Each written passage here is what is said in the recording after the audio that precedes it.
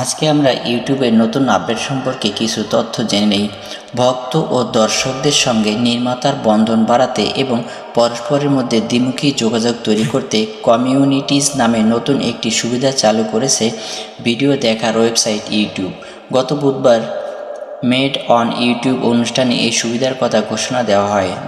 নতুন চালু হওয়া কমিউনিটিজ ফোরাম ভিত্তিক দ্বিমুখী আলাপচারিতায় প্ল্যাটফর্ম অনেকটা ডিসকর্ড বা রেডিটের মতো, যেখানে দর্শক বা ভক্ত পোস্ট করতে পারবেন, মতামত জানাতে পারবেন।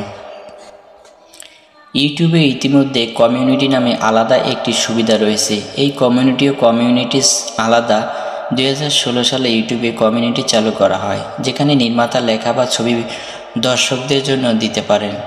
সেখানে শুধু নির্মাতা পোস্ট দেন, দর্শকদের জন্য পারস্পরিক যোগাযোগ তৈরি হয় না। নতুন চালু হওয়া কমিউনিটিস একটি দ্বিমুখী যোগাযোগ সুবিধা। এই সুবিধা ব্যবহার করে একজন নির্মাতা কমিউনিটিস চ্যানেল ব্যবহার করে তার দর্শক ভক্ত পরস্পরের মধ্যে যোগাযোগ করতে পারবেন এবং ভক্ত দর্শক কমিউনিটিস পোস্ট করতে পারবেন। দর্শক বা ভক্ত নিজেই পোস্ট করতে পারায় নির্মাতা ও অন্য দর্শকের সঙ্গে মতামত ভাগাভাগি করার সুযোগ তৈরি হবে।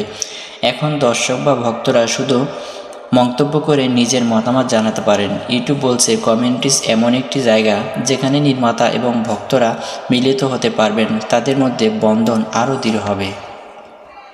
সুবিধাটি এখন শুধু গ্রাহকেরা ব্যবহার করতে পারবেন। এখন সুবিধাটি মোবাইলের নির্দিষ্ট কয়েকজন নির্মাতা প্রয়োগ করার সুবিধা পাচ্ছেন। আগামী বছর আরও অধিক নির্মাতার জন্য সুবিধাটি উন্মুক্ত করা হবে এবং 2025 সাল নাগাদ এটি সবার জন্য উন্মুক্ত হতে পারে।